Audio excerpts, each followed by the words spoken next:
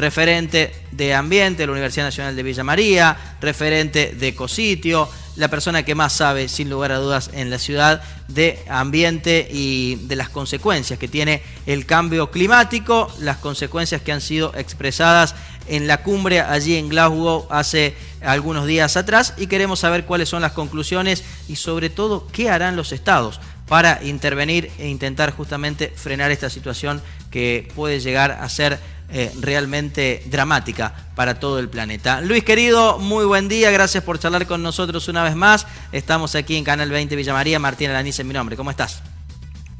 Hola Martín, querido, ¿cómo te va?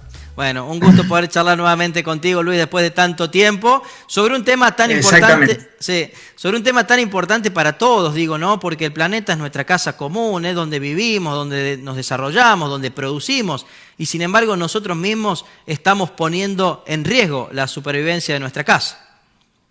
Sí, actualmente el cambio climático representa la amenaza más seria para toda la humanidad a nivel internacional en el largo plazo, ¿no? Estamos hablando que los científicos han determinado, del IPCC, han determinado que hacia finales del siglo, con todas las acciones políticas que han mandado los gobiernos a la ONU con respecto al tema de cambio climático para accionar con respecto a este problema, con todas esas medidas que prometen, es decir, todavía hace falta que las cumplan, que es una cuestión bastante distinta, estaríamos hacia finales de siglo en 2.7 grados por encima de la etapa preindustrial.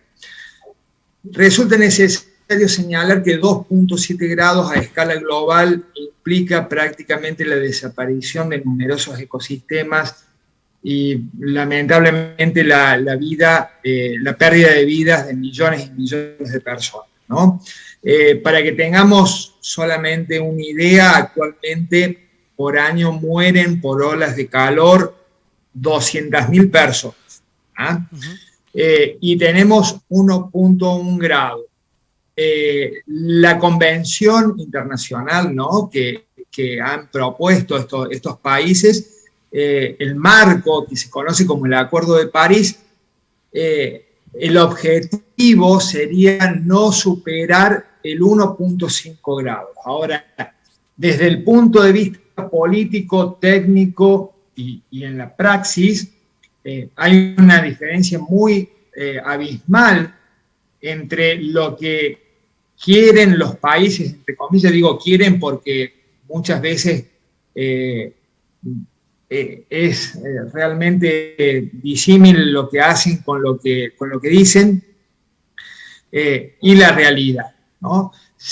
Nos juntamos a nivel internacional, distintos países, los negociadores proponen acciones, esas acciones no alcanzan claramente, y en esta cumbre de Escocia lo que se ha visto básicamente fueron en una primera etapa de acuerdos sobre un determinado gas de efecto invernadero, que es el metano, en los cuales los países se comprometen, repito esta palabra, se comprometen, porque después resulta muy contrario a algunas políticas que están llevando adelante algunos países. Se comprometieron a reducir un 30%, y se comprometieron a reducir a una deforestación cero para el 2030. Que esto es otra de las falacias que estamos viendo a nivel político, ¿no?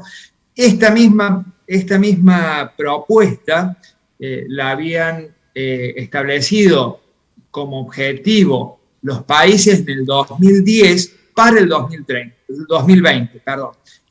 Llegado al 2020, resulta a claras luces que no se ha logrado detener la deforestación ni cerca, ¿no?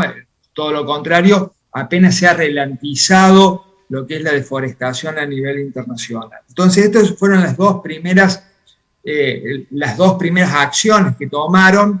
Se supone que para el 2030 va a haber deforestación cero y una baja en este gas de efecto invernadero, el metano. Y luego el problema empezó en la cumbre con el tema de financiamiento, ¿no? Porque el Acuerdo de París implica que los países desarrollados, culpables fundamentalmente de este cambio climático, tienen que aportar a los países en desarrollo 100.000 millones de dólares por año. Esto no se está integrando, es decir, los países no lo están, los países industrializados no lo están materializando a este flujo de dinero para que los países pobres puedan adaptarse y mitigar el cambio climático. Está lejos de alcanzar incluso esa cifra. Lo que se necesita hacia finales del siglo aproximadamente es 5 veces más, ¿no? Pero lo más preocupante es que los países no han adoptado una política de reducción real, o por lo menos de objetivos reales de reducción de los combustibles fósiles, ¿no? No solamente que las proyecciones indican que las distintas inversiones van a seguir potenciando estas energías fósiles, sino que los países siguen apostando y financiando estas energías fósiles. Para que tengamos una idea clara, por cada dólar que teóricamente se tendría que poner estos 100.000 millones de dólares, por cada dólar que se pone para solucionar el problema del cambio climático, existen aproximadamente 6 dólares de subvenciones a los combustibles fósiles.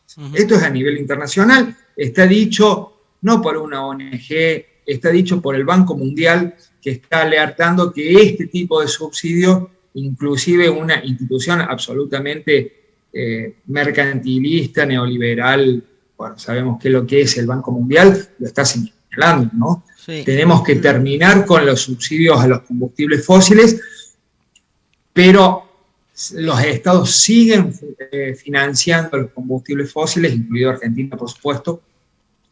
Por cada dólar que intentamos poner para solucionar el cambio climático, en la actualidad se gastan 6 dólares para grabar, con lo cual las perspectivas para hacia finales de siglo no son buenas. Uno por ahí piensa, bueno, pero de acá a 80 años resta mucho tiempo, hay mucho tiempo para actuar, y el problema es que el sistema climático no responde inmediatamente, sino que tiene todo una inercia que hace que sea extremadamente urgente actuar hoy en día y esta década sobre todo, para poder frenarlo hacia el final del siglo, si no termina siendo imparable. Luis, ¿y sos optimista de cara al futuro? Digamos, el diagnóstico está claro, los países la tienen súper clara, ¿no? Los científicos la tienen mucho más clara que los propios dirigentes políticos. ¿Qué pensás que va a ocurrir en el futuro, ¿no? ¿Se podrán instrumentar estos cambios? ¿La política seguirá resistiendo lo que le están sugiriendo de manera permanente todos los expertos? ¿Podrá haber un grado de comprensión de la gravedad de la problemática o seguiremos con esto que decías recién, ¿no? Nos planteamos evitar la tala de árboles, si no me equivoco fue lo que dijiste. En 2020 no, ahora lo pateamos 10 años más, hasta el 2030. ¿Seguiremos con esta idea de ir tirando para adelante y no solucionar los problemas? Esto que señalás vos es clave, ¿no? Hay un convenio a nivel internacional que se llama el Convenio de Aichi sobre biodiversidad, que dice en el 2010 no tiene que haber, en el 2020 no tiene que haber deforestación, y está claro que hay, ¿no? Ahora, si vos me preguntás cuáles son mis expectativas, por el momento son, la verdad, que pesimistas.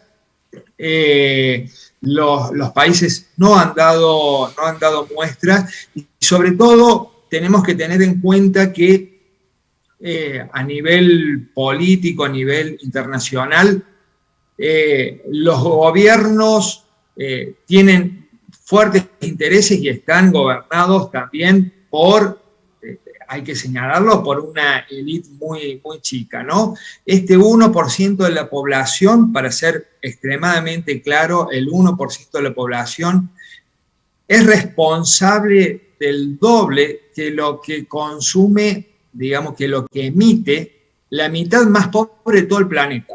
¿Está claro? Es decir, esta élite que hoy en día se permite ir a dar vueltas por el espacio, turismo espacial, que tiene que tiene islas en un lugar paradisíaco, que junta a todos sus amigos en un chat privado para ir a pasar una semana, a lo mejor una vez al año. Esta élite es la que está emitiendo y no tiene un país. De hecho, podemos conocer a lo sumo 10 personas de este 1%, ¿no? Porque todo el resto son prácticamente anónimos. Podemos agarrar la lista Forbes, ¿no? De los multimillonarios. Yo creo que hasta que no se termine y hasta que no se cambie mentalmente o espiritualmente inclusive la concepción que se tiene sobre los recursos naturales, sobre el consumo, difícilmente se va a poder accionar en la realidad con respecto a esto. La única esperanza es por ahí algún salto tecnológico que se está experimentando, sobre todo con fusión nuclear, pero no dista de ser una mera expresión de deseo. Sí.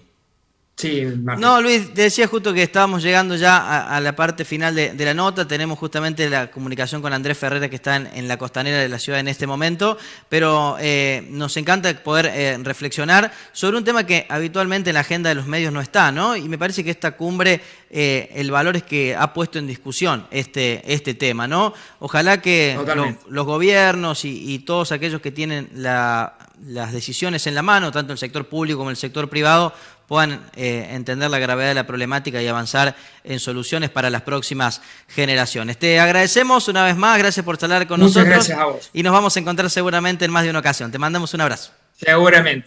Bueno, un abrazo grande, Martín. Gracias, Luis. Te mandamos un saludo. Allí pasaba Luis Turinetti, referente de Ecositio de la Universidad Nacional de Villa María, hablando justamente del cambio climático.